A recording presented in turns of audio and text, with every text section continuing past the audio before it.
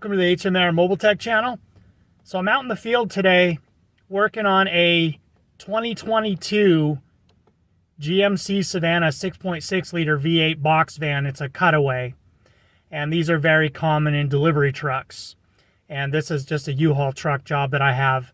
And the passenger side rear tail light is staying lit, so it's basically just getting power all the time. I already diagnosed this problem and I just got a part for it now, and I'm going to teach you what this part is, what it does, and how it could be faulty. And then I'm going to repair the vehicle. I'm going to show you the before and the after, and then that way you'll know for your vehicle, if you have something similar like this, you'll be able to fix it right away and just go right for that and not waste any time anywhere else. And then I'll do some testing with a digital multimeter to show you where I found the problem with the connector that I found, and I'll show you the before and the after. So let's get started. So I just pulled into the lot here where I'm going to be finding the truck that I'm going to go work on. And this is just a independent dealer for U-Haul here that I'm coming to.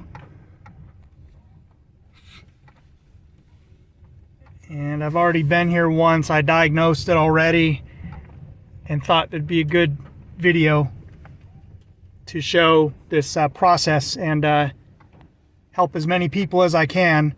So let's see if I see the truck I'm working on here. I don't see it yet. Must have been moved.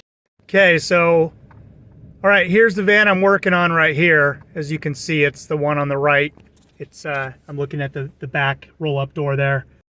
So I'm walking up to the truck now, and wanted to show you. I was really hoping that it would be a drastic difference that you could see between the left and the right. The right is the one that's a problem. That's the one that's staying on all the time. And even when I cut my hands around, it's really hard to see. I'll go underneath here and show you that the connector is completely in. This is the 7-round with combination 4-flat harness for towing. And this whole unit here is what I'm replacing. So this is the new one here. I can cut my hands around, and when I do that, I see 12 little tiny LED lights on here at the top of the light right here when I cut my hands, and it's so hard to see. I can barely see it myself, so I don't think it'll come out on camera. I've already done the diagnostic work and all my troubleshooting, and I've determined that this unit here is internally doing a short to voltage. So it's not usually what people hear, but a short to voltage is another way you can have an electrical problem, and that's when two wires that are positive are connected to each other. One is hot, one isn't, but because the one that's hot is touching the one that isn't, it is a short to voltage. So that's what happens. Now, a lot of times these caps will break, and there'll be a little rod here, and I'll have a picture right there showing you what it looks like inside here, and it will ground out on one of those pins that will keep the lights staying on all the time. And in addition here, I'll show you that I got the key right here, and so everything's off, everything's powered down. So you'll just have to take my word for it. Everything is off, and it shows that it's on the auto part, but that's when the ignition is off, all the lights power down. Also wanted to show you here the power distribution center.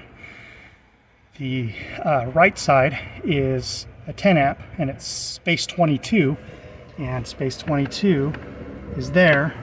And so as you can see, the 10, the 15, and the 10 is the one that I had to pull out.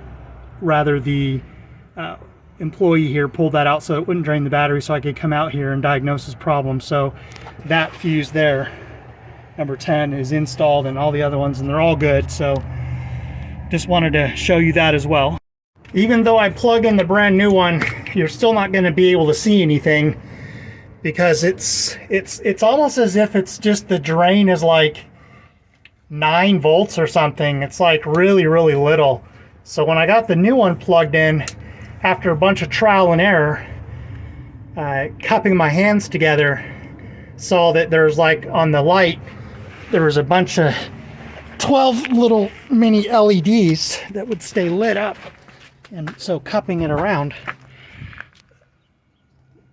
like this here, this is how it's supposed to look. And then when I had it cupped around before with the old 7-round connector in, it would show very faint, really dim. There'd be 12 little LED lights on at the top of the light here. So I wish this was more dramatic, but it really wasn't. As I promised in the beginning of the video that I would take home and test the old one and compare it to a known good one. And so I've got them both here. The one on the left with the X on it is the bad one, and the one on the right is another one. I've already replaced the one that's on the truck that I worked on, and this is just an extra one that I have. And I've got 4 jumper leads here, all connected to these 2 pins here inside the female vehicle side 7-round connector. So this is a picture of the pinout. Okay, so if you look closely to the top right at around 1 o'clock kind of, it says black 12 volt power.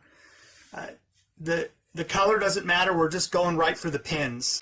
And a short to voltage is one wire is supposed to get B+ positive power, but is in off or at rest position, and then the other wire is hot all the time.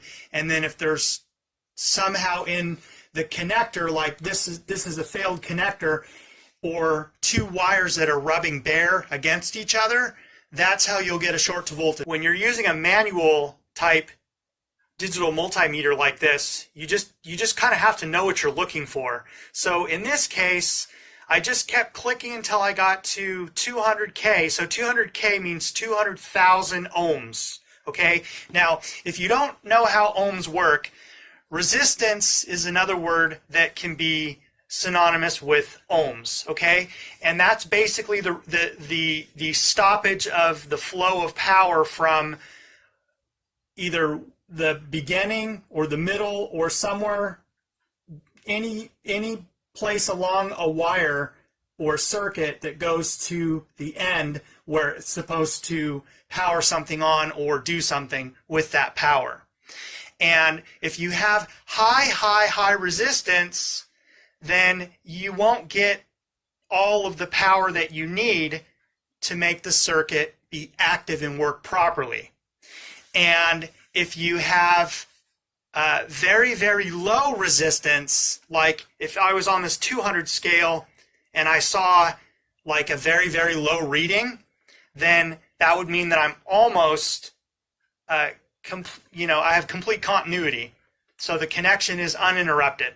Now, we want this to be out of limits. We don't want any resistance in these pins. These pins in this 7-round female plugged vehicle side adapter connector, we don't want to have any resistance, whether high or low, on any of these pins, because these pins need to have a continuous path from where the pin starts all the way to the end of the connector right here, which is just unique to that GM truck I was working on right here. So it's got, every car is going to look a little bit different. So you don't want any resistance, and you want it to be like, see how it shows here?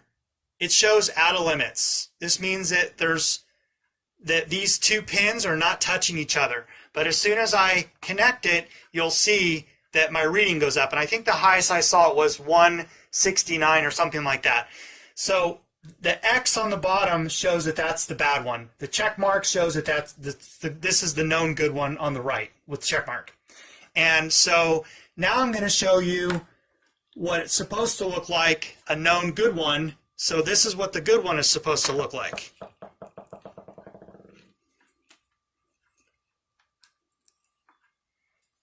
So let me be sure the camera's right in my way, so I move these out of the way. So now I'm just working with this white wire and this red wire that go to the known good one, and then there's my reading. And I'll just go down the scale. Well, that's mega ohms, 200,000 ohms, 20K, 20,000 ohms, 2,000 ohms, and then 0 to 200. So out of limits on everything. For the people that have the multi-trailer plug that also has a 4 flat and that you're only towing to a 4 flat, you're not towing to an RV or newer trailers, a lot of times you'll see use the 7-round pole type configuration here. So this is for the tow side, and then if you'll look at this picture here that I found, it'll show the diagram of the trailer end and the car end here. Sorry about that, I wasn't prepared. So on the car end, you'll see that bare pin sticking out, and then if you count 1, 2, 3, is that green wire is right turn and stop, and that's where I had the problem. And so that on the very, very top is where I've got my test lead put all the way in there, and this is the bad one. It's got the X on it. And if you look over at the digital multimeter, you'll see how it shows it's got 91,000 ohms. If you don't have the 7-round, then you could just do the same test with the 4 flat and it would be the exact same. So I just wanted to show what that looks like here on the bad one, and then I'll disconnect the bad one and then I'll show you the known good one here. So this one here is the known good one, and so I'll just hook up this one here is the 4 flat one, the top one that we were just talking about for the right side.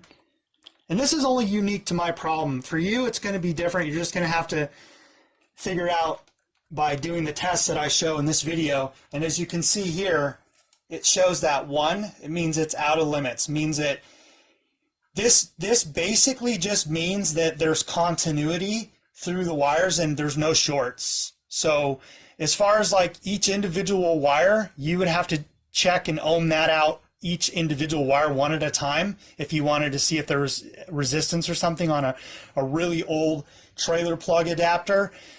But this is brand new, and you can just visually look at things and you can see if there's no corrosion, or you can see if there's a problem with the wiring or whatever. But this is just to kind of just show you the comparison between the bad one and the known good one here.